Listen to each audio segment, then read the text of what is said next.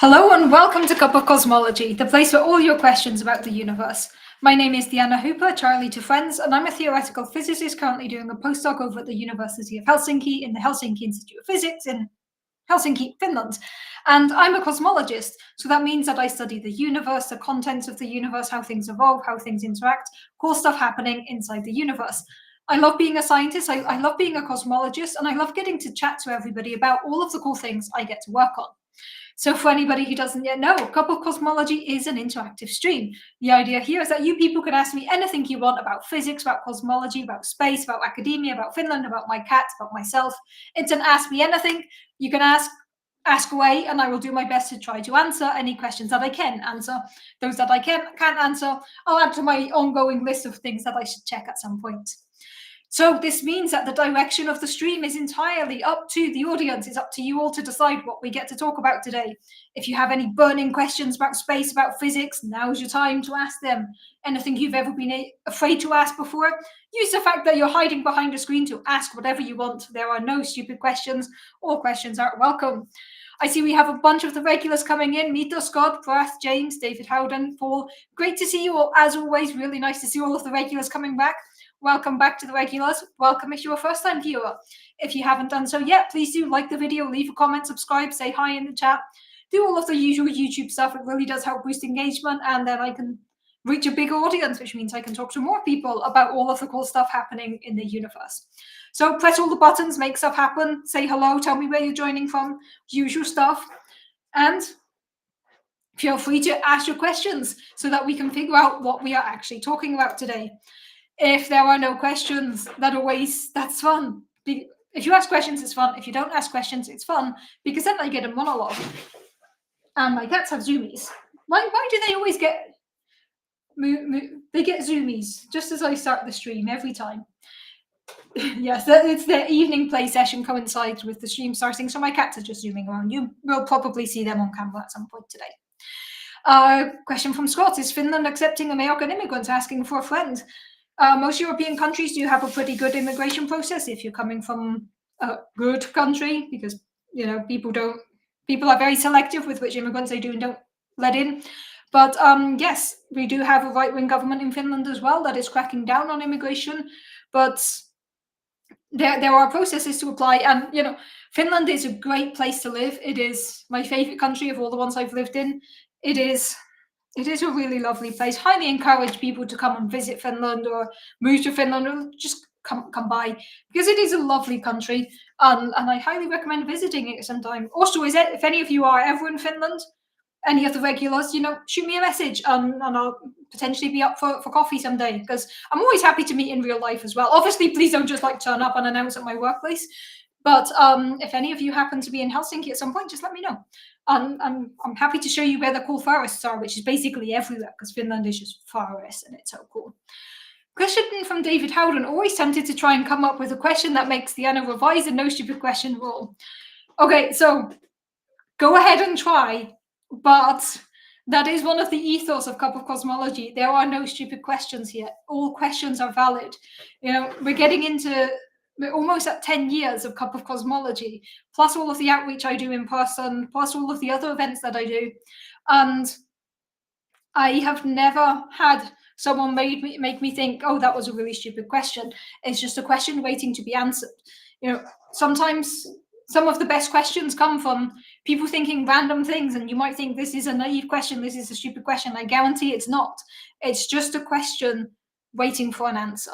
So by all means, go ahead, David Howden, see if you can find a question that makes me revise that, but I doubt it, because it's part of the ethos of the show. There are no stupid questions.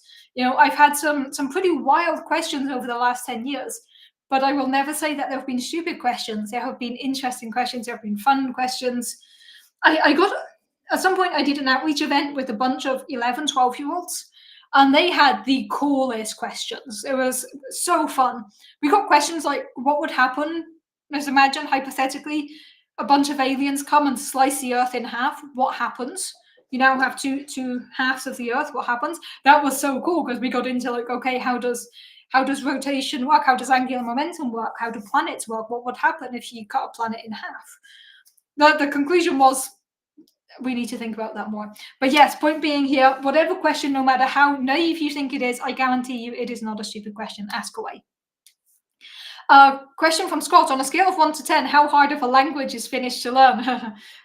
11.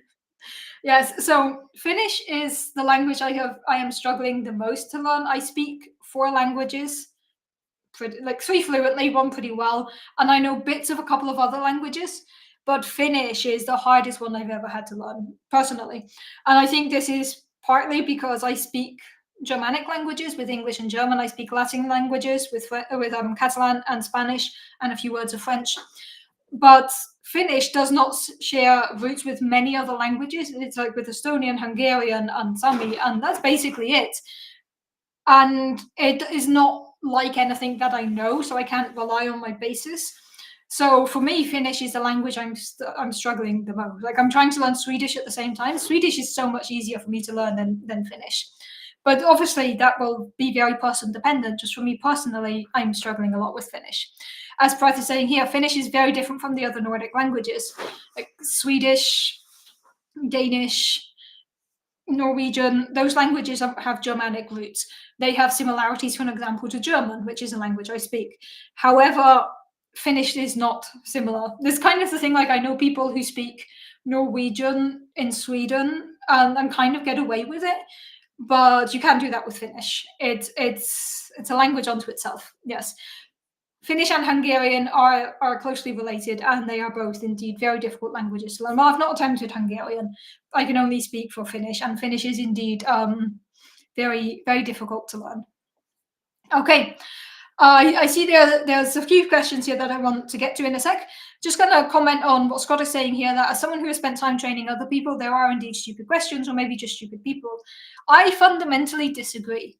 I think there are people at different levels of knowledge, but something that might be obvious to you is not necessarily obvious to others. And, you know, I've spent 15 years training as a scientist, so I have a lot of knowledge.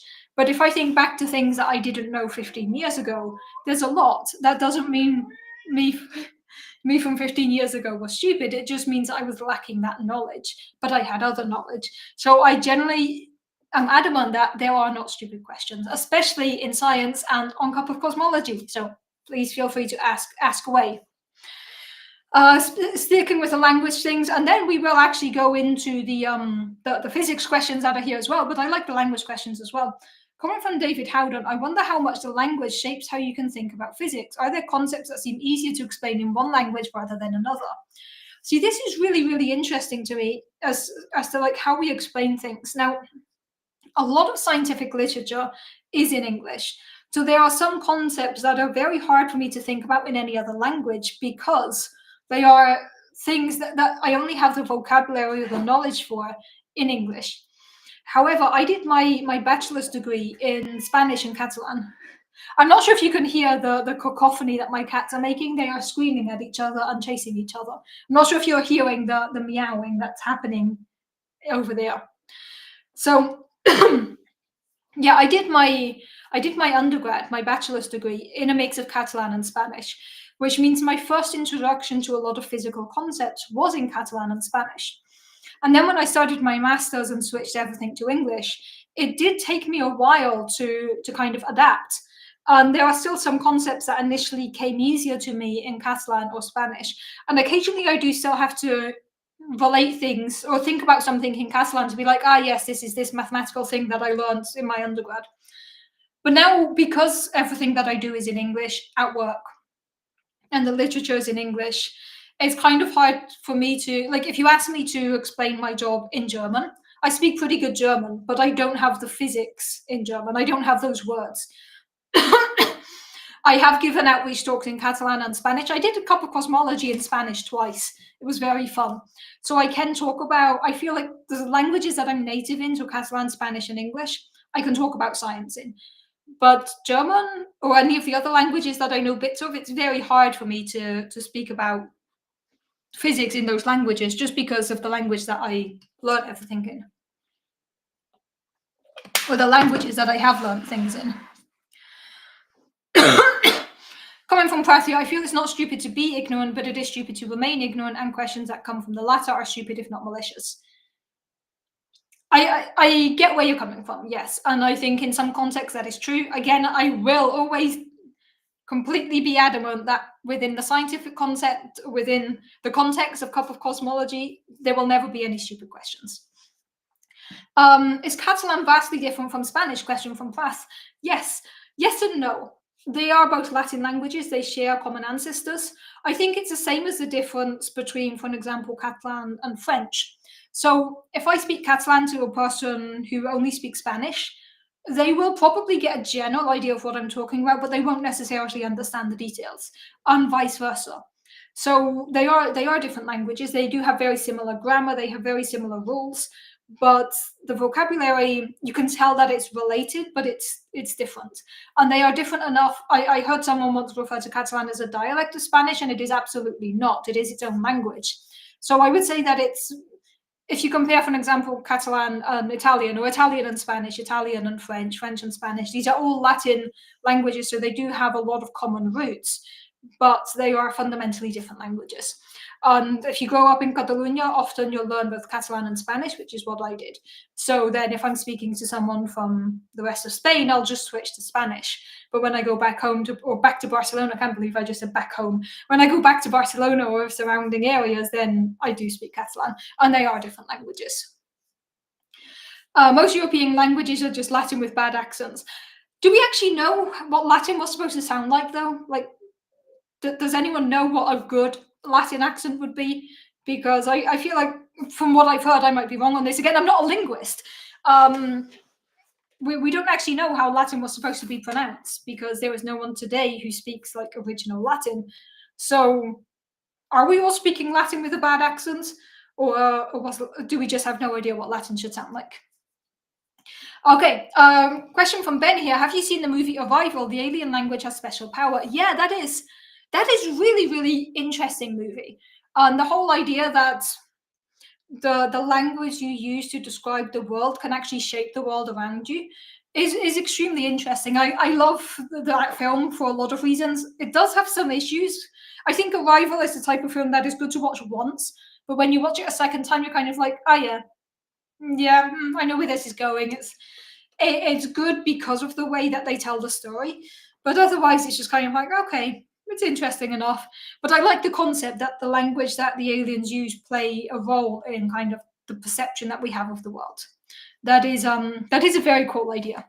And yes, Basque is a completely different language to Spanish and Catalan. It has a different origin. I think Basque has similarities with Celtic or Gaelic. I'm going to say Celtic. Yes. So there are. It's very interesting to look at maps of how languages have evolved across Europe, and you find connections, and then you can look at historically, like, why these regions have these different languages. Very, very interesting stuff. I think if I weren't so into physics, if I wanted to do something completely non-natural sciences related, I would go into language studies and etymology, because etymology is so cool. Like I spent a while recently. I love random etymology facts, and I spent a while recently looking up why cadence and decadence have vastly different meanings, and it's so cool.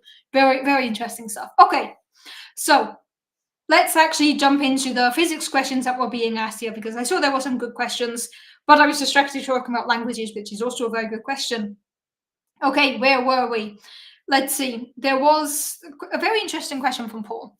What is the one thing in science that your expectation opinion about has changed the most over the past 12 months? I love this question, because it's not about what has changed globally, but what has my expectation or opinion changed? Whew, that is a lovely question, Paul. I really like that question. So I think my answer to that is going to be the way we view discrepancies between different data sets. So I'm going to give a bit of context here. Over the last 5-10 years, there's been some small discrepancies between different data sets coming up. So we know, as far as we know, I'm going to give a bit of backstory and then jump into answering that question. So as far as we know, the universe has three main components: everything we see, everything we're accustomed to, everything from my cats who are finally settled down to my T-mug. This is normal matter. Normal matter is only 4.9% of the energy budget of the observable universe. There's another 26.2% in the form of dark matter, which is this weird type of matter that interacts gravitationally but doesn't interact electromagnetically. And then we have 68.9% in the form of dark energy. So dark energy is this weird type of energy that is driving the accelerated expansion of the universe, and that's pretty much everything we know about dark energy. So where do these precise numbers come from? These incredibly precise numbers come from several different cosmological observations. So these numbers here constitute the standard model of cosmology. This idea that the universe has three components with these numbers, this is what is known as the standard model of cosmology. And the standard model of cosmology comes from many different observations, one of them being the cosmic microwave background radiation. Just had to wait for the slide to appear there. This here is the CMB, the cosmic microwave background radiation. This is the oldest light we can see in the universe. In any direction you look in the night sky, behind every other signal, there is this background radiation. We're at the 17-minute mark today, if for people keeping track at home as to when this map appears. So what we're seeing here really is the afterglow of the early universe. So in the early universe, there were four main components. There was dark matter doing its own thing. There were protons, electrons, and photons, which are particles of light. All three of these things were bumping into each other constantly. As the universe gradually cooled down, the protons and the electrons could combine together to form neutral hydrogen, and the photons, or particles of light, at that point break away and have been traveling freely throughout the universe ever since. Due to the expansion of the universe, these photons have been redshifted towards the microwave range of the electromagnetic spectrum. They are everywhere you look in the universe, they are behind everything else, and they are microwave frequency. So they are the cosmic microwave background radiation. Great at naming things. So by looking at what we can see here in this map are orange spots and blue spots. This corresponds to photons, these particles of light that are slightly warmer or slightly colder. And depending on the temperature of these photons, we can understand the statistical properties of the very early universe. Now, when we look at the CMB, when we look at the cosmic microwave background radiation, the best fitting model that we have to explain why the CMB looks the way it does is lambda CDM, is our standard model of cosmology, where we have 25 or 26% dark matter, 69% dark energy, 5% normal matter. And while our standard model is very robust, the CMB fits the standard model. A lot of the different observations we have, ranging from how galaxies smash together, to how galaxies look on large scales, to how different objects behave within the universe, all of this supports the idea of lambda CDM cosmology, our standard model of cosmology. However, over the last 10 years or so, there have been growing tensions in cosmology. So minor, small discrepancies among different data sets that seems to indicate a problem or failure or breakdown of our standard model of cosmology. And there are several of these. One of them is what is known as the Hubble tension. So when we measure how fast is the universe expanding, depending how we go about measuring this or answering this question, we get a slightly different result. So if we use the cosmic microwave background radiation, which I showed you just now, and project forward to today, we get a value of the expansion of the universe of around 67. However, if we then look at how fast local galaxies are moving away from us using supernova, we get a value of around 73. These are very, very close. It's 67 plus minus 1, 73 plus minus 1. These are very close, but then they're not quite close enough. And this is known as the Hubble tension.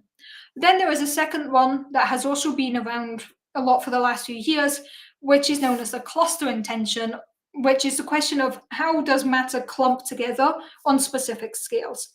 And again, we can answer this question calculating it from the CMB, assuming our standard model of cosmology, or we can answer this question by looking at how much galaxies are distorted due to the presence of massive objects. This is known as weak lensing.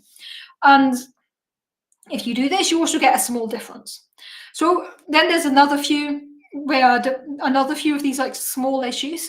And over the last 10 years, there's been a big push to try to understand these issues and kind of figure out what is causing them. And this is something that I personally have worked on a lot. I have three or four papers trying to solve the problem with the expansion rate of the universe. I have a couple papers trying to solve this clustering tension. Often you try to solve them at the same time. So this is something I've worked on a lot. Now, for the question that I'm answering here, just to remind everyone of the context, because this was just the backstory here. So the question Paul asked is, what is one thing in science that your expectation opinion about has changed the most over the past 12 months? So over the last 2 years, I gradually moved away from working on these tensions, and now I work on very, very early universe cosmology, on weird stuff that happened in the first second of the universe, also known as gravitational waves, ripples in the fabric of the cosmos, very cool things. But I think taking a step back and looking at these tensions from someone who's no longer actively working on this has kind of allowed me to reach the conclusion that these tensions are perhaps a bit overhyped. Personally, this is my own opinion here. That a lot of the ways we try to solve this is by kind of changing our standard model of cosmology or finding new physics and things like this. And it's fun and it's interesting and I've done it and it's cool. But also, it rarely works. And I think the reason that it rarely works is because we have so much evidence that supports the standard model of cosmology that it's very hard to kind of break it in ways that allows you to solve these problems while not breaking other things. So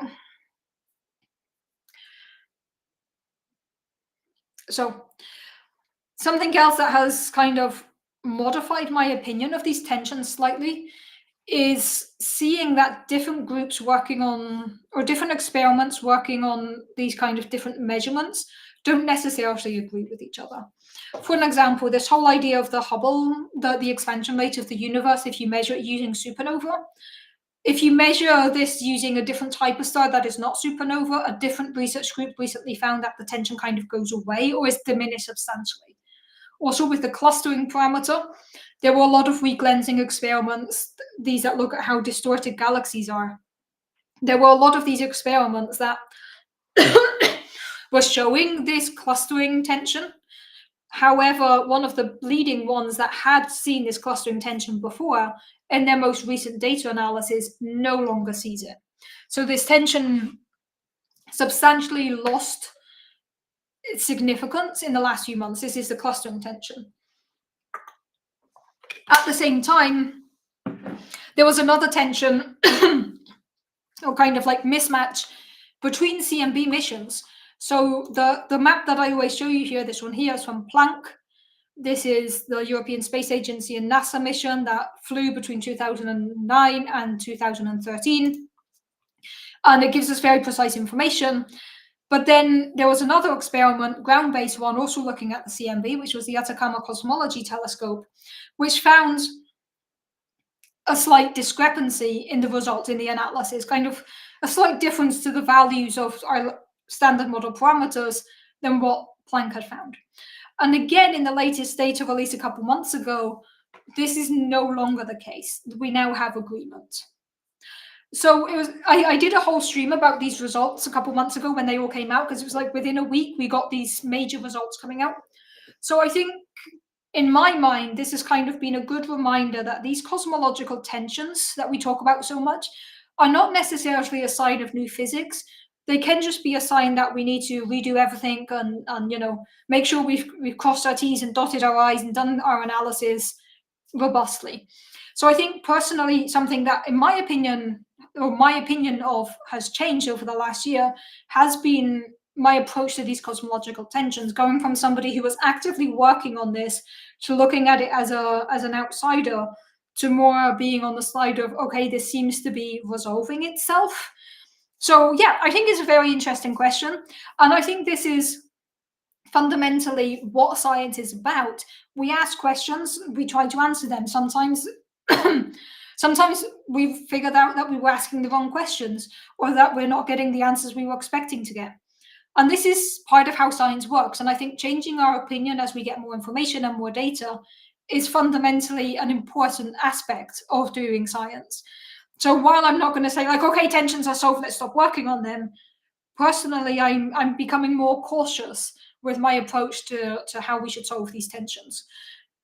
But then, of course, at the same time, the dark energy spectroscopic instrument put out results both last year and again this year that seem to show that dark energy might not be as constant as we suspected. This does not kind of disprove our standard model of cosmology, it just adds more information to it. So yeah, I think my personally, I have changed my opinion on cosmological tensions and mismatches between different data sets. Now, that was a very, very cool question, Paul. Thank you for that. It's also interesting to reflect sometimes because that's the first answer that came to mind. I'm sure if I sit down and think more calmly, like what have I changed my mind upon over the last 12 months in academia or in science? So I feel like there would be a lot of different ways to answer it. But this is the answer that first came to mind. And as you might have noticed just there by my slip of saying how my opinion of academia has changed, that's a whole other question. But also my feelings around academia have been very much in flux over the last 13 months as well. And they might change again within a week. But yeah, that was a very interesting question, Paul. Okay, I've kind of ignored the comments. Let me catch up with the comments quickly, because I know there's a bunch of good questions here, but that was a really nice question, Paul. Thank you for that. Okay, I know there's a question about neutron stars that I need to get back to as well. I will come back to that. Let me just quickly check the questions related to what I'm talking about, and then I'll go back to James's question about neutron stars that came earlier on. Let's see, where were we? We read these questions here. Lots of questions about languages. Okay, there were also questions here about dark energy. I will come to those in a minute. Hello to all the newcomers coming in and to all of the regulars saying hi. As always, lovely to see you here. So, comment from David Howden here. Since you mentioned them forming neutral hydrogen, why do protons and electrons have the same size but opposite charges? It's very convenient, of course, but is there a reason for it to be this way? So the same like magnitude. Because there is no underlying reason for it. There is no reason why this is the case. However, if you didn't have a proton with a positive charge, you might have some other particle or some other composite with that type of charge. So even though it is just kind of like luck that this happens, it's kind of like if it weren't the electron and the proton, if you have a particle with positive and negative charge, you can form this type of bond, assuming they both have the same type of interactions. So there is no underlying mechanism behind the electron and the proton having similar magnitudes. Just happens to be the case, which is fun. Comment from Scott here, trying to solve all those tensions will give you a tension headache. Yes, it has indeed given us many tension headaches. Also, I love how creative people have been with both the ways they've tried to solve these tensions and the ways people discuss it. Like, you get papers that are like cosmology at a crossroads or crisis in cosmology. And you get to play about a lot with it. One of the titles that I had on one of my papers, we were looking at dark matter and dark energy interacting. So some kind of coupling or in some way in which dark matter and dark energy could talk to each other as a way to solve these tensions. And it doesn't work. We showed in our paper that it doesn't work. But the title we had was kind of like shedding light in the dark. It's very fun to come up with dramatic titles. Okay, sticking with this topic, and then I have the neutron star question to answer and one about primordial black holes here. Question from Prath, the microwaves in the CMB, what were their frequencies when they were first emitted? Something specific like X-rays or all frequencies? So, the the CMB, the cosmic microwave background radiation, today is a perfect black body, which means today the CMB radiates at all frequencies. But let's go back. When the CMB was formed, how long ago was the CMB formed? 13 billion years ago. Yeah, I'm not sure off the top of my head the exact wavelength when the CMB was formed, because also the universe was smaller, so you have the expansion of the universe and redshift. I'm not completely sure how energetic or what was the frequency of the CMB when it was first formed. That is an excellent question that I should know the answer to, but I don't. I'm quickly doing a search if I can pull up this answer. But yes, it's microwave today. What was it when it was first emitted? I'm not sure. Off the top of my head, no idea. Today, it's in the microwave range. It was produced 380,000 years after the end of inflation, so it was probably X-rays, gamma rays, something like that. But don't wait, gamma ray sounds more feasible. Do not quote me on that. I don't know. There's a CMB question that I don't know the answer to. That is cool.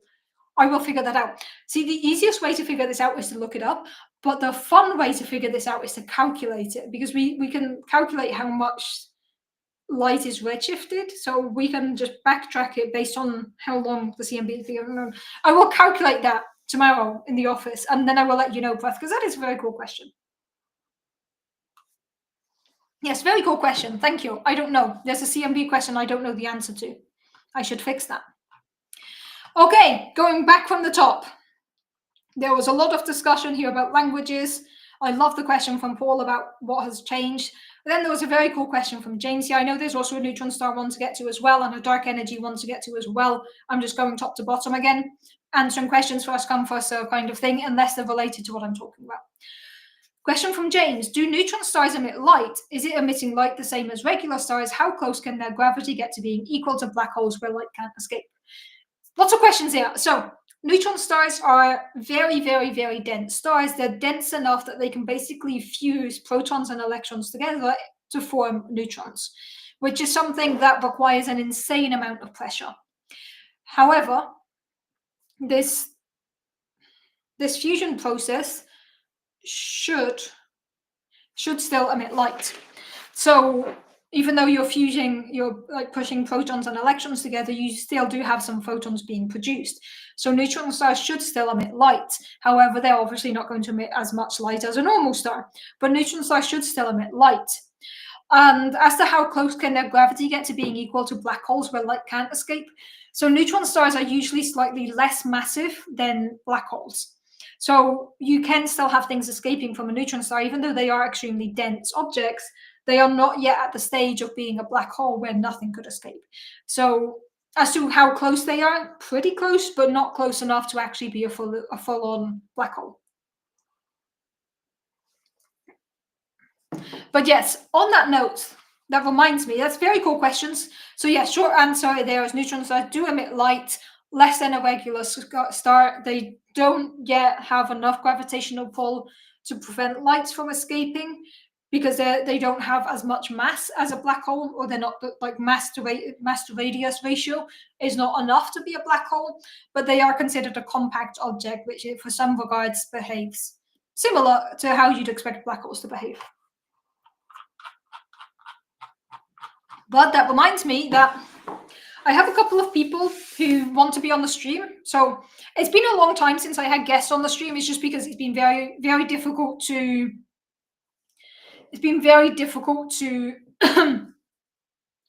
organize.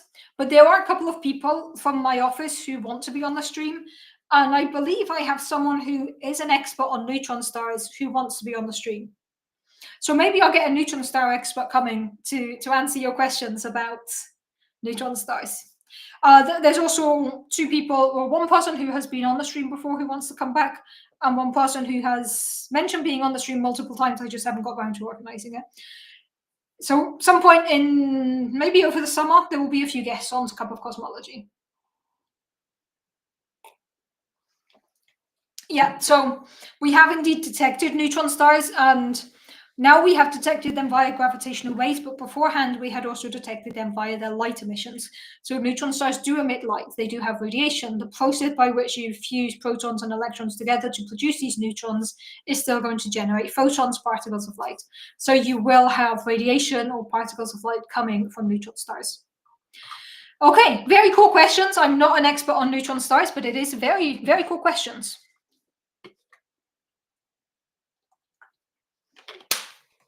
Okay, let me go back up because there's more questions that I want to answer.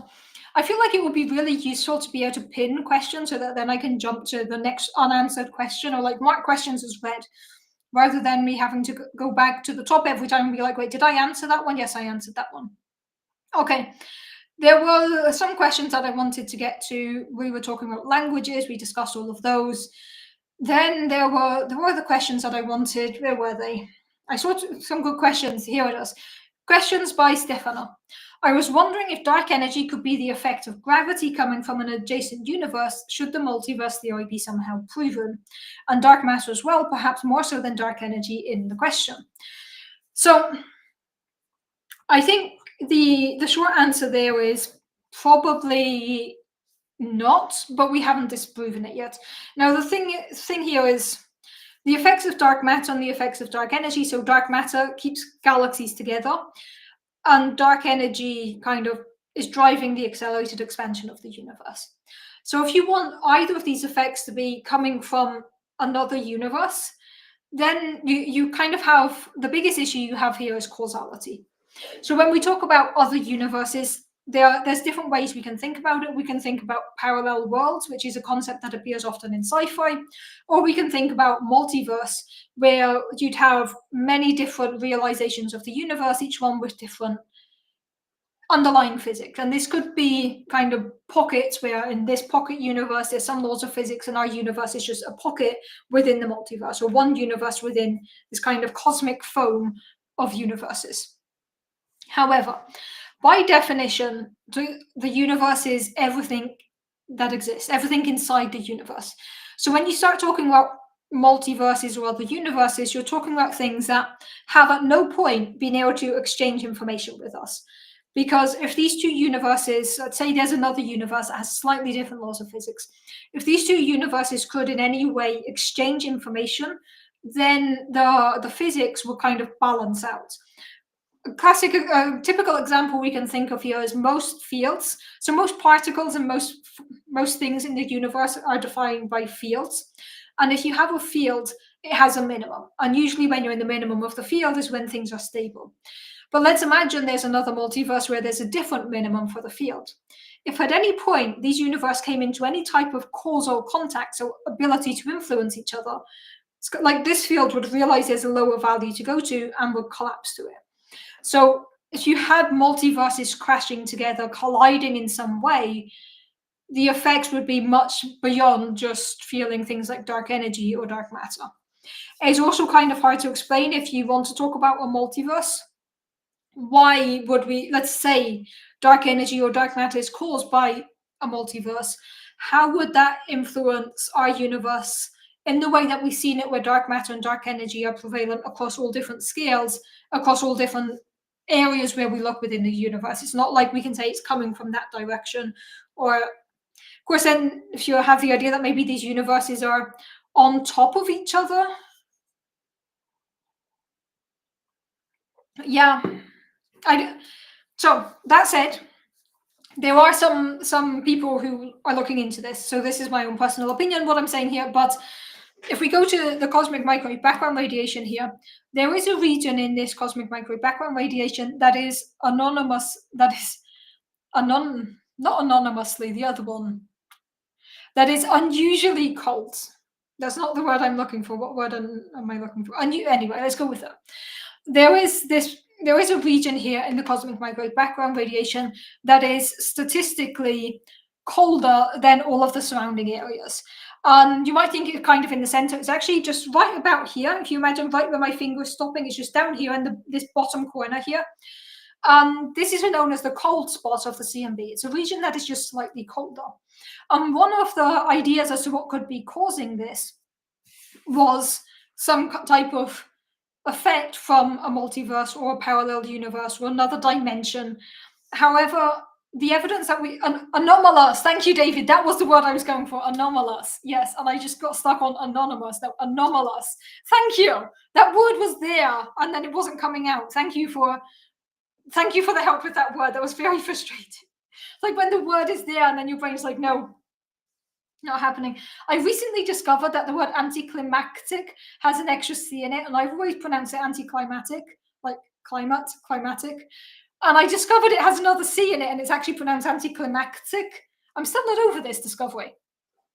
Anyway, there was no evidence found to support the idea that the cold spot on the CMB was coming from another dimension or from the multiverse.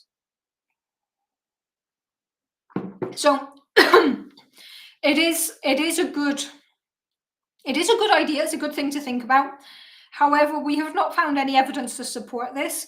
And the evidence that we do have for dark matter and dark energy kind of point towards some type of matter for dark matter, some type of matter within our own universe that doesn't interact electromagnetically but does interact gravitationally. And we have not found any other description of dark matter that fits all of the data we have better than the simple explanation or simple-ish explanation.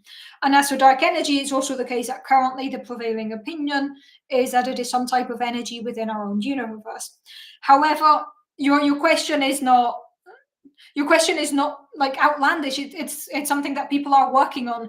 It is something that people are asking the question. So it is a very cool thing to think about.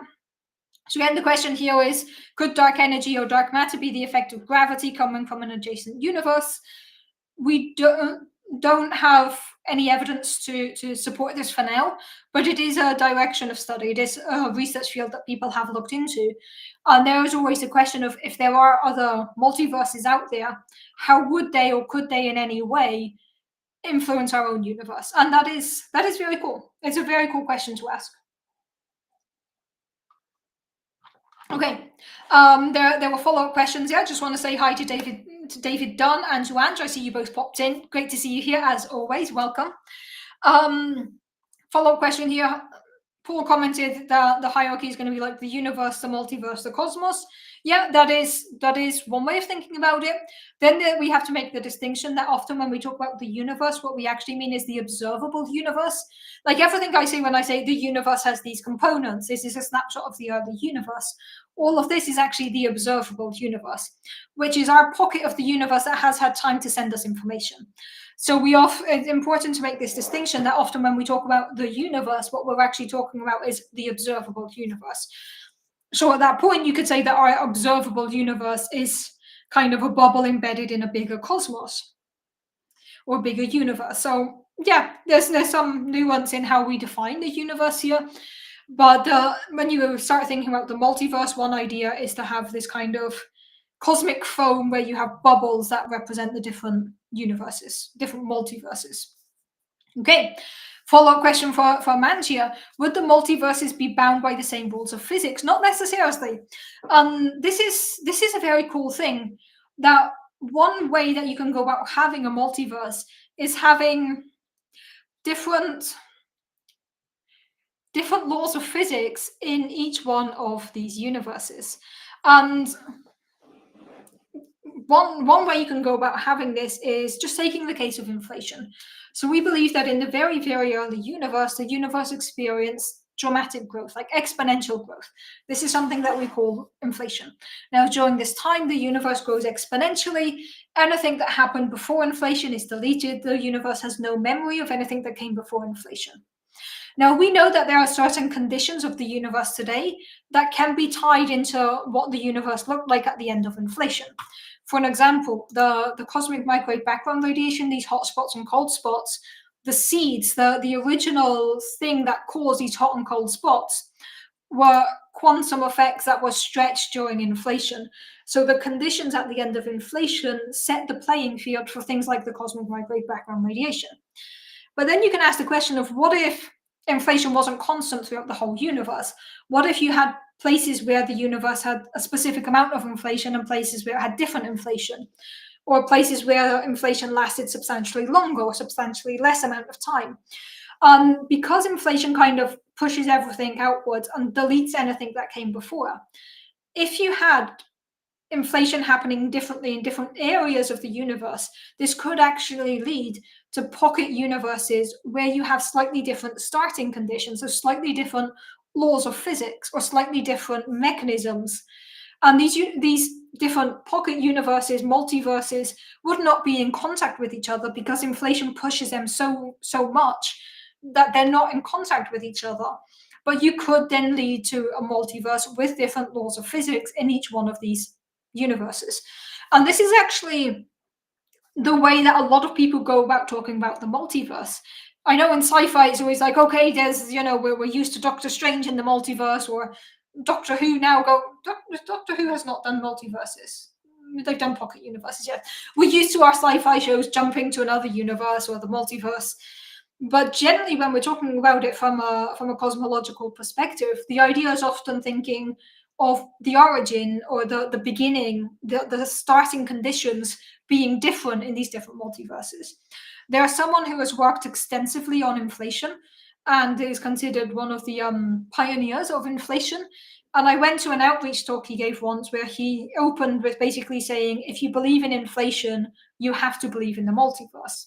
Now, personally, I don't necessarily agree with that point of view because I think you can have a kind of constant inflation everywhere that doesn't lead to these multiverse scenarios.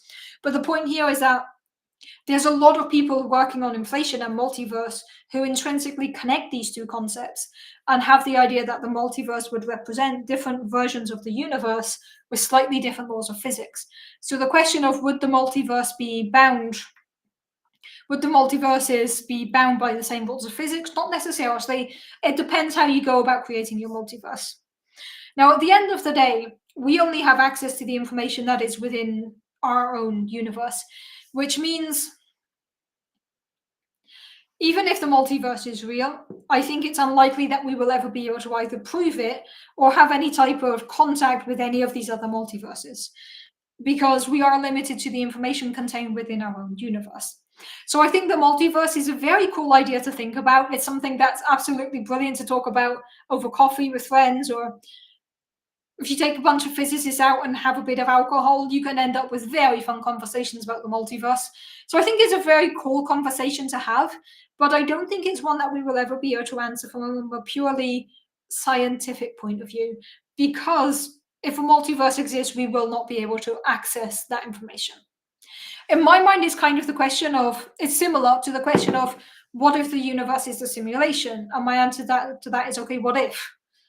If the universe is a simulation, I have no way of knowing this. It doesn't impact my day-to-day life. It's not going to affect the way that I make any decisions. And if I have no way of knowing if the universe is a simulation, why should it matter to me if the universe is a simulation? Maybe this is just a massive game of Sims and there's someone controlling us, and when you walk into a room and you're like, wait, what was I doing? It's because the person guiding you has forgotten what you were supposed to do. We have no way of proving or disproving this. So yeah, maybe the universe is a simulation. Fun thing to talk about.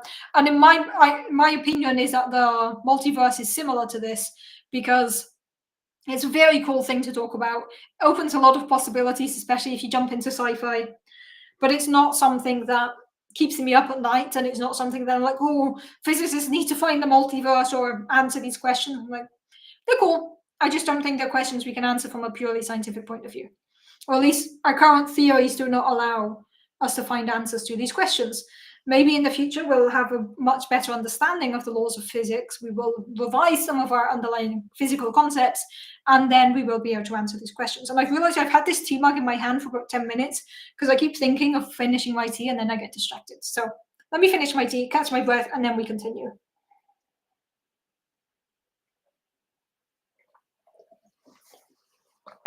Okay.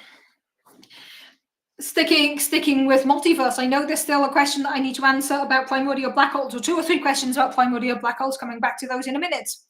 Sticking with the multiverse, comment from Pratt, why not a multi-cosmos beyond the cosmos? Why not? How do you define cosmos? Is cosmos different from universe in this context? What would be different between a multiverse and a multi-cosmos, multi-universe, multi-cosmos? How would you distinguish these scenarios? So potentially, if you want to talk about multiple cosmos instead of multiple universes, that's something you can do. If people want to know more about the multiverse and kind of like its connections to inflation, there is a popular science book I would recommend on this topic. It's called The Cosmic Landscape by Leonard Susskind, and it kind of starts with this idea of, or it dives into this idea of the universe being like a quantum foam or cosmic foam with different pockets coming about from different amounts of inflation and so on. Very interesting book to read. It's called The Cosmic Landscape by Leonard Susskind. It was one of the first popular science outreach books that I read during my undergrad, and I love that book. I have it on my shelf over there. Yes, so if you want to dive more in depth into the multiverse, that is a book that I would recommend reading. It is a very fun book. Okay, I see people recommending here Everything Everywhere All at Once. Honestly, I have not yet seen that. That has been on my list of films to watch for a very long time, and somehow I still haven't seen it. I should fix that at some point. Comment from Scott here. If it's just a big game of Sims, it's more like an MMO approach, and some players are benevolent and some are not. Yeah, I don't know. The thing is, if our universe is a simulation, what can we do about it? Does that influence my day-to-day life in any way? No. I mean, then you could be like, if you reach a conclusion, your universe is a simulation, and someone is controlling the universe. You could choose to be a chaotic character, kind of like the angry goose. Like, you are an angry goose. Your mission is to create chaos. But at the end of the day, the person who's going to suffer the consequences of your chaotic actions, if you are in a simulation, is not the person playing the game. I mean, they might get frustrated like this character, but the consequences will be on the person acting like the angry goose. So if you choose to believe that the universe is a simulation and you're just going to act like an angry goose, you will probably be the one dealing with the consequences. That's your unsolicited life advice on Cup of Cosmology. If you're going to be an angry goose, be ready to deal with the consequences. Basically, fuck around and find out. Okay, back to the questions. There were some very cool questions there. We were talking about the multiverse. Okay, let's see. Let's go back up. I just want to answer a question very quickly from Ben. Has Dizzy published any additional data? Because this is connected to what I was saying before. So Dizzy, Dark Energy Spectroscopic Instruments, is an amazing mission that is trying to map the cosmos. So it's trying to take pictures of galaxies, but both galaxies today and looking really far out. So you kind of get the evolution of how galaxies used to look and how they look today. Because the further out in the universe you look, the further back in time you're looking, because of the finite travel speed at which light can travel. So Dizzy is trying to create this kind of 3D map of the cosmos, and it has been taking data, I believe, for 3-4 years now. They had their first year one data release where they had processed all of the data from year one. They released that last year. And this year, a couple of months ago, in May or April, they released year 3 data. So the analysis on the first 3 years of data. Even though there was only 1 year between them, it's because the data had already been collected. So the year 1 release found a very exciting thing, that dark energy might not be constant throughout cosmic evolution, and dark energy might be kind of thawing. So there's the effect of dark energy is different today to what it was in the past. And obviously this created a lot of interest because this is new physics or changing the way we think about dark energy. So then they released the year 3 data at the beginning of this spring, and they actually found the same again, but with stronger evidence. So Dizzy really does seem to be, the Dizzy data really does seem to prefer this dark energy that is time evolving, that is changing throughout time. And this is very, very exciting. Of course, it's new results. It's very exciting. It's very interesting. Now, coming back to the question that Paul asked earlier about what, in my opinion, how has my personal opinion shifted over the last 12 months? And I discussed that in my mind, I'm no longer as kind of excited about these cosmological tensions as I have been in the past. I think this is also affecting my opinion of the Dizzy results. They're very, very, very interesting.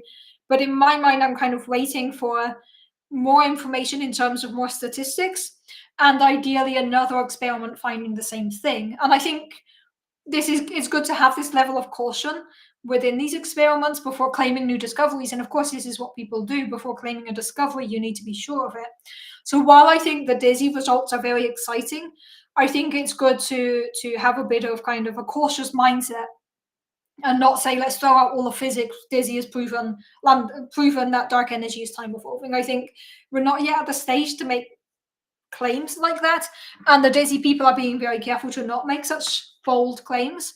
So I don't think we're yet at that stage, but I think it's extremely exciting. Yes, Untitled Goose Game had to be referenced, of course. Comment from James here. If this is a simulation, I want a different character, please. Make one. What is stopping you from changing your character? You don't like your character? Change it. What is stopping you? Like, genuinely, I feel like this is a good thing to think about. Like, if you don't like this character that you have, How can you change it? What modifications can you do? Of course, you probably can't restart the game with an entirely new character, but maybe you can do something. If you don't like the character that you're playing this game with, change it. Maybe you can, maybe you can't, but it's worth trying. That's my opinion. Would be nice if this is a simulation. It would be nice if there were like some cheat codes you could do, and I feel like some people look like they have cheat codes that others don't. But yeah, if this is a simulation, it doesn't affect the way we do things. Okay, sticking with this, and then I will get to the primordial black hole questions. But this this whole conversation about the multiverse and simulation is great fun. Coming from Prathia, you could hypothesize one multicosmos with no multiverses. Just one universe, which is just empty. One which has multiverses, but they're all empty. Yeah, I guess once you get into the multiverse, you can have a lot of fun with how you want to construct your universe. I think this is why the idea of the multiverse is so appealing for sci-fi writers, because there's so much you can do with it. There's so many things you can do with the multiverse. You want to have parallel universes. You want to have universes where every decision you make branches out into other universes. Sure, why not? Have fun with it. Play about. You're not breaking rules of physics, because the rules of the multiverse, by definition, are break the rules of physics if the multiverse exists. So have fun with it. Okay. Comment from Prath, I might have mentioned this before, but I've become that guy that always corrects theory to hypothesis. That is good.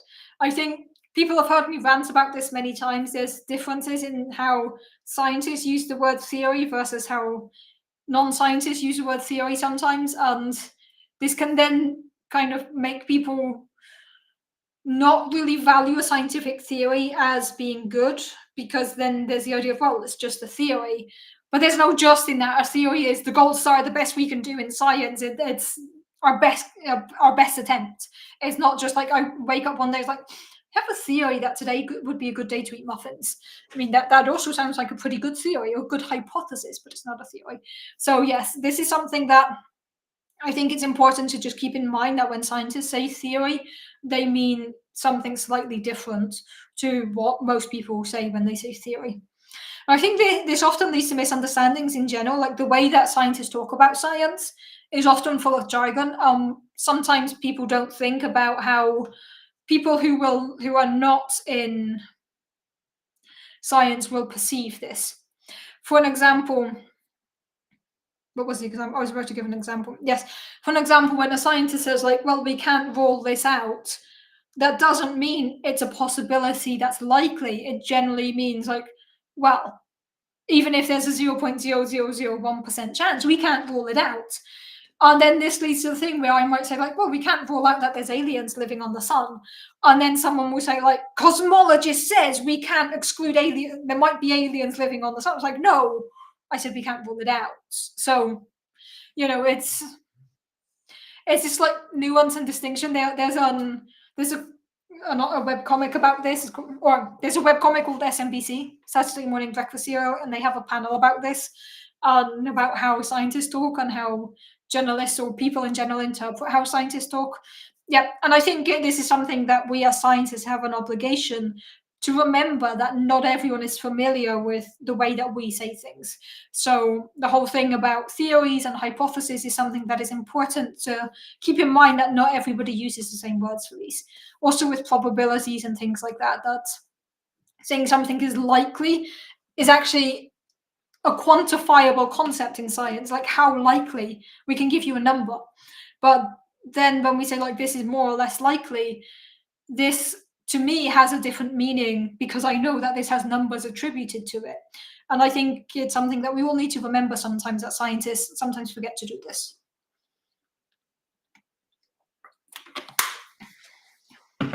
And I am glad that at least someone in the comments picked up that when I was saying, if you don't like your character, change it.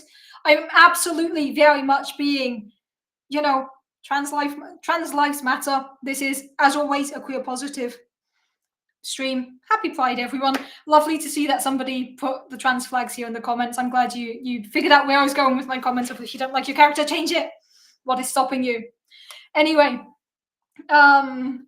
Coming from Lothargo here, I do have the primordial black hole questions to get back to. Coming from Lothargo here, hi, nice to see you, by the way. Will Vera, Rubin, Euclid, and Bowman, if not cut telescopes, speed up process and level of certainty for dark energy measurements? Absolutely. Vera, Rubin, and Euclid are primarily investigating dark matter, but they will also get more information about dark energy. There is going to be some overlap between these missions, assuming they are funded, which is now in question because the new US budget is basically looking to cut about 40 different scientific missions, including basically all future NASA missions. The current budget just defunds all of them. So that's fun. Please call your representatives and complain about this if you are based in the US. Not much we can do here from Europe other than be like, what is happening over there? Yes, please, if you feel so inclined, call your representatives and tell them to stop cutting funding to space missions and to missions in general. Also, the US is no longer, the planned budget no longer includes money for LISA, which obviously directly impacts my work. So, please complain about this if you can. But yes, Vera, Rubin, Euclid, Roman, all of these missions are trying to understand dark energy and dark matter. They will potentially shed more light on the DISI results, or at least it will find information that might be complementary to what DISI has found. So Vera Rubin still under construction. The Nancy Grace Roman telescope still under construction. Euclid already launched and in space. So Euclid, at least they can say we're not building it. It's already up there taking data. There should be the first cosmology results from Euclid in 2026. And then we'll start to get more information on what Euclid is finding in terms of dark matter and dark energy. So that's going to be very, very cool. Coming from David Howden here, I'm relaxed about jargon, but using normal words with abnormal meaning feels like a bad idea. Yeah, no, I think it's a thing that sometimes we forget that these words have different meanings in different contexts. This then leads to very interesting situations. It's also, you might all hear sometimes that when I'm talking about the history of the universe, I always try to phrase things as like after the end of inflation and not so much after the Big Bang. And the reason I do this is a deliberate choice because the only thing that we can actually have access to is inflation onward. So anything that predates inflation is quite hard for us to have any knowledge of. And when we talk about, and inflation could have lasted 1 billion years, we don't know. So when we talk about events happening 100 years or 1 million years after the Big Bang, what we actually mean is after the end of inflation. And I think it's very important to make this distinction because otherwise you can lead to interesting scenarios. You can end up with interesting scenarios. So a couple of years ago, there was a paper that was looking at the idea of dark matter having seeds before inflation. Now, because a lot of people use inflation and Big Bang interchangeably, this then got the hyped up title of Does Dark Matter Predate the Big Bang? Or does dark matter predate the origin of the universe kind of thing? And scientifically, what this meant is, did dark matter originate prior to inflation and the seeds were kind of set throughout inflation? But the way this was then reported in popular science articles was scientists think dark matter predates the universe. Yes, and I think this was absolutely a miscommunication between the way the scientists intended this and the way it was reported. But since then, this is why I'm extremely careful to, or I try to always say after the end of inflation and not after the Big Bang, because the Big Bang and inflation are different points from a scientific perspective, but they are both referred to as the beginning of the universe. And so I can very much see why this would lead to misunderstandings. But generally, when we're talking about the history of the universe, we talk about from inflation onwards, not anything that may have happened before inflation. And if we consider the Big Bang to be the origin, the first time we can think about, then that is technically after inflation.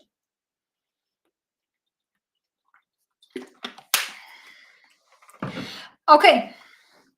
Let's go find those questions about dark matter and primordial black holes because they were very good questions and they just got lost somewhere because we went on a lot of very interesting conversations. So I think that was the main topic that was still open. If there's a question that is open that I haven't answered yet, please feel free to put it again in the chat. I'm not deliberately ignoring people. It is just sometimes very difficult to see all the questions, especially because I keep scrolling back and forth to find questions I haven't answered, and I might overlook them. So there was this question here by a youth. I'm sorry if I'm pronouncing your name badly. Please do tell me. The question was, do you study primordial black holes as a source of dark matter as they are theorized to form within the first fraction of a second of the universe? And there was a follow-up, as a follow-up to the primordial black hole question, how does the KM3-net highest energy PeV scale neutrino detection change our dark matter theories and perhaps fundamental theories? Excellent questions that I may or may not be able to answer. So the primordial black holes are a very cool idea of potentially dark matter. Now, when we talk about black holes, we're usually thinking about stars that have reached the end of their life. I keep bashing my knee, by the way, if you all wonder why I'm moving around. It's because my chair's in slightly the wrong place, and I just bashed my knee on the side of the cupboard multiple times. So, usually when we think about black holes, we think about stars that have reached the end of their lifetime and collapsed. Stars are a constant battle between pressure pushing outwards, gravity pulling inwards. It's a battle. If a star reaches the end of its lifetime, it can blow up the outer layers as a supernova and leave behind a black hole, which is kind of the remnant of the dead star. These are not the only type of star we can think of, the only type of black hole we can think about, sorry. There's also this whole idea of primordial black holes. So primordial black holes would be black holes that are formed in the very early universe. And basically, if you have regions of the universe that are really, really dense, which we know can happen because there were over and under densities that led to the cosmic microwave background radiation, all of these hot spots and cold spots can be tied back to overdense and underdense regions in the early universe. Now, if you have a bigger overdensity, the idea is this region of space-time of the universe could directly collapse to be a black hole without going through any of the stages of stellar evolution, because it's not a collapsed star. It's a region of space-time that collapsed upon itself. And this is what is known as primordial black holes that were formed in the very, very early universe. So this is why we call them primordial black holes. Now, primordial black holes are very interesting for many reasons, but one of them being that they could actually be the dark matter that we see today. If you have enough primordial black holes in the early universe today, they could behave as dark matter. Now, this is a hotly debated topic in the field because depending on how you produce your primordial black holes, you can't really explain all of the dark matter. But this is an ongoing debate. So there's frequently papers saying like primordial black holes cannot be the dark matter, and then someone finds kind of a caveat to the production mechanism or a way of changing the way they're produced, and then they're like, actually, primordial black holes could be all of the dark matter. Primordial black holes are also very interesting because they would have smaller masses than kind of normal stellar black holes. And some of the black holes that we see with LIGO and Virgo, the ground-based gravitational waves detectors that look for black holes smashing together and producing ripples in the cosmos. This allows us to get an idea of the masses of the black holes that crashed and produced these gravitational waves. And some of the ones that LIGO, Virgo, and Cargo, the ground-based experiments, have found are slightly in an odd mass range that could be compatible with primordial black holes. So primordial black holes are a very, very interesting possibility. They are interesting because we know lots of ways to produce them via inflation, for example. They could be the dark matter. They could explain some things in the universe. Very, very cool. However, right now it's the thing where some weeks people say yes, it could be. Some people say no, it couldn't be. All of the dark matter. So it's an ongoing debate. Now, personally, I have not worked on primordial black holes as the dark matter candidate. I have worked on a lot of dark matter candidates, but not primordial black holes as the dark matter. However, I do have a paper looking at a very interesting idea, in my opinion, of, okay, we know that all black holes have this kind of evaporation where they can kind of lose particles. These particles are not produced in the center of the black hole. They're produced on the surface of the black hole. One goes in, one goes out. You get this kind of Hawking evaporation. So then there's a question of, what if you pair produce dark matter and anti-dark matter on the event horizon of a black hole, and then kind of the dark matter escapes? So this is the question of, what if the dark matter is not the primordial black holes, but is produced by the primordial black holes. So the primordial black holes themselves are what give the origin of the dark matter, not acting as a dark matter, but kind of spitting out dark matter. That is not spitting it out, but kind of that's the way we were thinking about it. So this is a very cool paper that we put out where we asked the question of, what if primordial black holes are not the dark matter, but produce the dark matter? And that was cool. So the question of what am I doing with primordial black holes? Not much, to be honest. I think they're a very, very cool idea, but it is not one that I am currently working on myself. But it is a very interesting possibility, also because there is a chance that we could actually measure primordial black holes with things like gravitational waves, both current missions and future missions. As for the follow-up question to the primordial black holes, how does the KM3-net highest energy PeV scale neutrino detection change our dark matter theories and perhaps fundamental theories? Excellent question. I have no idea. So the KM3-net is looking for very high energy neutrinos, and they have found an extremely high energy neutrino, so PeV scale, that is peto-electron volts, that is much more energetic than we have seen for previous neutrinos. So this does kind of force us to ask the question of where are these very, very high energy neutrinos coming from? I am not sure if I'm overly familiar with how that directly impacts our current theories or our current models of dark matter or our models of neutrinos or in general things like that. So I've made a note to check that out. I'm not sure what the current opinions are on that regard. As I mentioned at some point, I am no longer heavily involved in dark matter research. I'm now much more on the gravitational wave side. But I've definitely read about the PeV scale neutrino. I haven't read about like the possible implications of this PeV scale neutrino. But that is an excellent question. Thank you for those questions. Okay, I believe that all of the questions that were older, I have now answered. So let's just check for new questions. As I mentioned, sometimes there's a lot of comments. I always read the comments after the stream as well. But if your question or your comment here starts with either somebody else's username or just looks like it's a statement and not a question, I might not necessarily read it during the stream unless it's like a very relevant comment. I just glance at it and I'm like, is this a question? Does this need acknowledging? So I might miss comments, I might miss questions. I do apologize for that. I do my best, but on average, I get about 120 messages in every stream, which I very much appreciate. I love that you all do that. But because I'm also talking and taking notes and answering questions, I won't always get to all of your comments and questions. But again, it is never personal. So if there's something that I don't acknowledge or don't answer, feel free to ask again. I'm not intentionally ignoring people. I did, by the way, see the debate about lizard people. I decided to stay well away from that one. Okay, there's a couple more questions coming in here towards the end.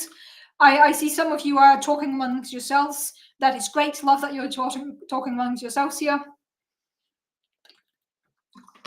A question from Scott. Here's a hopefully non-stupid question. What generation of stars are we at now? 3? 2? Very much depends, because different galaxies can produce different stars depending on how old galaxies are. You get different generations of stars. Like the first generation has less metal content and is more hydrogen, helium. Second generation stars tend to have more metal content. I'm not completely sure what generation of stars we are on by now, and I think it very much depends on the galaxy. So, and yes, we do have red dwarfs, which are first generation. So there are older stars that are first generation. There are newer stars that are newer generations. I don't know which generations we're on. I think it very much depends on the formation or evolution stage of the specific galaxies. Okay, I see we have a bunch of questions. I'm going to do quick fire answers now. So there are some quick questions here from Gurbartap. Again, apologies if I mispronounce your name. Do tell me if that is the case. What do you think about observation changes results? Absolutely, this is the way science should be done. If our theories, our models are only as good as the data that supports them, as soon as you get results that don't support your underlying theory, you need to revise your underlying theory, or make sure the results are robust, as I've been saying throughout the stream. But if you find something that disproves your model, the scientific way of doing it is to throw out that model. For an example, we used to believe that Pluto was a planet. Then we got more up-to-date information, and we had to revise this. We had to demote Pluto because our theory, Pluto is a planet, no longer fitted the data that we had. So absolutely, observation needs to change our theories and our models. We have to change our perspective as we get more data. And I realize now, rereading the question, that is probably absolutely not what you meant. So the question of what do you think about observation changes results could also be interpreted in terms of quantum physics, where we know that the fact of observing a particle changes its behavior. However, this is only true on the quantum scale and not something that then we can apply throughout the broader universe, kind of being like, I'm looking at the star, it's changing what it's doing. However, I will say that watching a person work will absolutely change their ability to work. Like if someone is watching me type, I lose any coherence. So in that regard, maybe I am like a oversized particle, and as soon as there's an observer, my waveform collapses to be the stupid person who doesn't know how to type things. But yes, we know in quantum physics that observing particles can change their behavior. But if your question was indeed about how we update our theories to reflect newest results, yes, we should also do that as well. Do I think our future is predefined? No. But also, as we've said, if we are in a simulation and the future is predefined, that doesn't affect me in any way. If there is no free will, it doesn't affect me in any way. It doesn't affect my day-to-day life. Is gravity a force? Yes, gravity is also a geometrical description, but it is a force. Okay, quick fire questions there. Let's see, there were some questions amongst yourselves. Okay, when I was talking about primordial black holes, there was a question from John. Great to see you, John. Not sure if I said hello to you yet. Is Hawking radiation black body radiation of black holes? Does that mean it's normal thermal radiation? Excellent questions here. So when we're talking about Hawking radiation, these particles that are pair produced on the event horizon of a black hole, one goes in, one goes out. This is something that you can produce many different particles. You can produce there's different like branching ratios, so chances of producing each of these particles. And I don't think you can really count this as being black body radiation, because usually when we talk about black body, we're talking specifically about particles of light, or a source of particles of light, a source of photons, where the photons are being produced with every possible frequency or every possible wavelength. So I'm not really sure if you can talk about Hawking radiation being a black body radiation. And I say that, and I just remember that in my paper on this topic, we talk about the black body factor. No, we talk about the grey body factors. They're grey bodies. They're black body-ish. And does that mean it's normal thermal radiation? You can give Hawking radiation a temperature. And this is actually related to what we did in this paper, where I mentioned we have the idea that you're producing dark matter with Hawking evaporation. So there is this kind of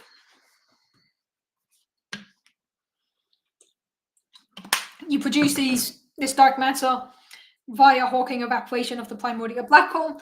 This dark matter is produced with an initial velocity or an initial temperature, and due to this initial velocity or this initial temperature, it will then affect the way that structures form. So our whole idea is we can look at the galaxies that we have in the universe, or the way that objects behave on large scales. That allows us to put a limit on how warm the dark matter can be, and then that allows us to put limits on how much of the dark matter could be produced by primordial black holes, because we know that the primordial black holes are going to produce, if they produce dark matter with Hawking evaporation, it will be with a specific temperature. So by looking at how much dark matter does or doesn't affect structures, we can dial that back to how warm the dark matter is, and therefore how much of it could have been produced in primordial black holes in this scenario that we were considering. It's very, very cool. Honestly, the first time I heard about this model, I was like, what? Like, we're doing what now? But it's really cool. And this was kind of the idea that even if dark matter doesn't interact gravitationally, doesn't interact electromagnetically and only interacts gravitationally, we can still try to figure out things about how it was produced based on how it does or doesn't affect things in the universe. And that's pretty cool. Okay. Let's see. I contain multitudes. I'm quantum particles in a superposition. Yeah. Let's go with that. Yes.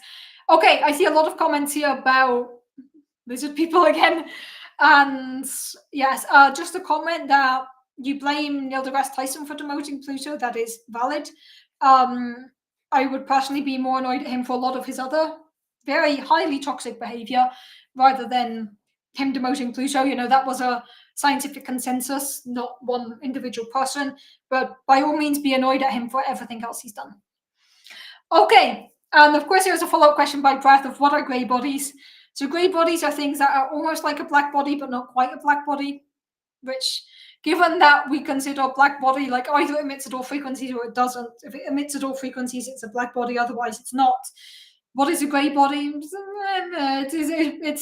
there. It's in between, sort of. And as being said here, grey bodies can emit and absorb radiation as opposed to black bodies that only emit radiation.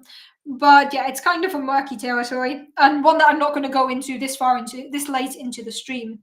But it's a very interesting concept, and we had the whole thing of like grey body factors, which affect how much of the dark matter we were producing with specific speeds and velocities and so on. It's a very convoluted paper, and honestly, when I did this paper, I was like, what are we doing? But the longer I worked on this, the more I was like, this is such a cool idea. I don't necessarily believe that the dark matter was produced by primordial black holes via Hawking evaporation, but kind of as a proof of concept that we can actually figure out how dark matter is produced, even if we can never see dark matter. That was pretty cool to me. The fact that we were able to say, like, only this amount of it could be produced in primordial black holes, or else we would have seen it by now in this specific way. That was very cool. Also, apparently, turns out that there was one thing we did about how we treated Hawking evaporation of the primordial black holes that was different to how other people had treated it. Often now, when this paper is pretty well cited, it has like 100 citations, and often all of these citations, or a lot of these citations, are actually about our treatment of black holes and not so much our results about dark matter. I think this is really cool, again, because it goes to show that sometimes what you think is the main result of a paper is not actually going to be the most impactful thing of the paper. And I've had that happen with one or two papers where we reach a conclusion and then we see that other people are presenting our results in a completely different light that is accurate and kind of giving it a different spin. And that's always really cool. There's actually one of my papers that I now present differently after some of my colleagues. We had a paper where one of the things we were looking at was kind of dark matter and how dark matter behaved, but we had kind of a conclusion about how dark matter affects the cosmological tensions, which is the thing I started talking about at the beginning of this stream. And then I had a bunch of people ask me about that aspect, about, okay, you reached this conclusion about the cosmological tensions. I'm like, yeah, but it's a dark matter paper. And I had so many conversations with people about that angle of our paper that now if I present that paper in conferences, that is the take I'm giving. That is the thing I'm focusing on, because that was apparently the most notable thing about the paper.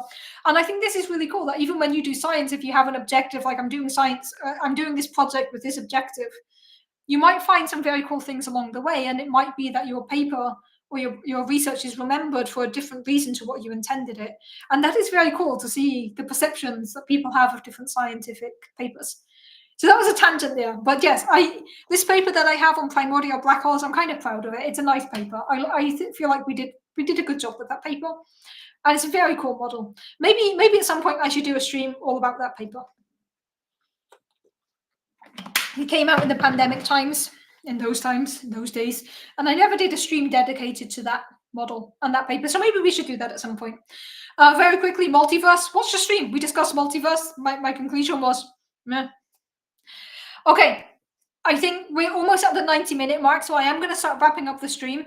I just see the question here from Press. So are white holes white bodies? Yes, indeed they are. And a question from John: would magnets behave differently near a black hole? No. Yes. No. No. I'm going to go with no. But then there's a question like, how do magnets work? See, there are some things that scientists know, but also we don't really know. And it's become a stereotype and kind of a joke of like, how do magnets work? Haha. And it's funny, but if you ask me how a magnet works, I'm like, electromagnetism. Yes, it works. I knew this when I passed my electromagnetism exam. So, main effects of a black hole is gravity. Assuming the black hole does not have a magnetic field, the magnet would behave exactly the same near a black hole. However, if the black hole has a strong magnetic field. This could influence the way the magnets behave. That is my short answer on magnets. In principle, it will very much depend on the magnetic, the potential magnetic field around a black hole. Okay. Lots of very, very cool questions today. This has been fun. I think I've answered most of the questions. I know there have been a few extra that I potentially haven't gotten to. As always, if you have a question that I didn't answer, feel free to ask again next week. Send me an email, contact@cosmology.com. I answer those emails periodically. I read them. I answer them eventually. You can also reach out to me on Mastodon, where I am dchooper91_cosmo at astrodon.social, or go to the Cup of Cosmology webpage on cupofcosmology.com, and there you'll find all of the possible ways you can contact me if you want to ask more questions. Feel free to do so. This has been great fun. Thank you everyone for joining. I love the questions. I love the directions that we've taken. We've had a lot of conversations about the multiverse, which is always, always fun. Some questions about primordial black holes, about neutron stars. Also had a long discussion about how perceptions in science can change. And I think it's nice that we started with this question of how my perception of different things has changed. And I brought it back at the end to how different people perceive the papers that I've written. And I think it's nice to kind of realize once again that science is done by people, and people will have opinions, and science will never be free of politics, free of opinions. Science is not done in a vacuum. And I think this is a nice way to think, to kind of wrap up the stream, because we started with the idea that my opinion of a topic I've worked on has changed over the last year, ending on the idea that the way my results are interpreted depends on who's reading the paper and what they personally work on. So yeah, science is and always will be a personal thing, and it is done by humans, and therefore it is subject to human biases and human mistakes, as is everything. But still, we do our best to follow the truth, but we will have some issues along the way, as always. Okay, I see a quick question here from Prath. Would matter made of top-bottom quarks and muons behave magnetically the same as common matter? No idea. Absolutely no idea on that one. Save that for next week. Okay, this has been super, super fun. I can guarantee I am not using ChatGPT for any of these answers. I am in fact very much not a fan of machine learning and these glorified chat predictors, as many of you know. That is absolutely never going to be involved in these streams. Okay, this has been super, super fun. Thank you everyone for the questions, for the comments, for the discussions. Really enjoyed having you all here and having these conversations. I know it's been a couple of weeks since Cup of Cosmology was online, as you all know.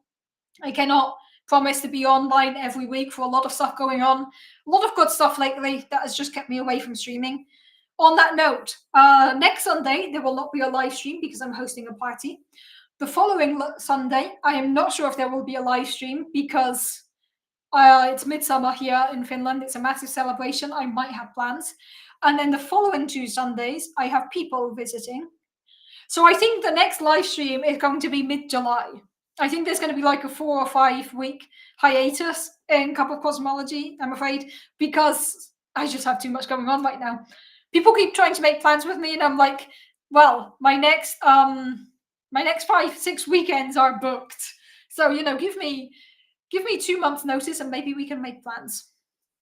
Okay. So, yes, Cup of Cosmology will be on a break for a couple of weeks. I don't yet know when I'll be back, potentially in 2 weeks, but probably more likely in 5 or 6 weeks. I hope when Cup of Cosmology does come back, you're still here with all your new questions, all of your new comments and discussions, because it really is great fun. So I hope to see you whenever the next Cup of Cosmology is. As usual, whenever that will be, Cup of Cosmology Cup of Cosmology is on Sundays at 8 p.m. in Finland, 7 p.m. in mainland Europe. That's 1 p.m. if you're on the east coast of the US, 10 a.m. if you're on the west coast of the US. As always, there is a time zone converter on cupofcosmology.com where you can figure out when the next stream is in your own time zone. I need a PA indeed. I need a PA and I need a holiday. Fortunately, I'm getting the holiday soon. And the rest, we'll figure out the rest. Yeah, unfortunately, another hiatus, couple of weeks. But there's There's over 100 videos on the Cup of Cosmology YouTube channel that you can go and watch. If you're missing your weekly Cup of Cosmology, go watch one of the old streams. There's plenty of them on Cup of Cosmology. Personally, I would recommend going to the highlights and watching the highlights. I have a playlist called Highlights. It's the best streams. Also includes things like the Planet Olympics, which was an old video we did a couple of years ago. Highly recommend that one. Okay, thank you everyone for joining. This has been super, super fun. I hope to see you next time, whenever a Cup of Cosmology comes back, whenever that is. Hope to see you all then. And I hope in the meantime, you'll take care of each other and stay curious.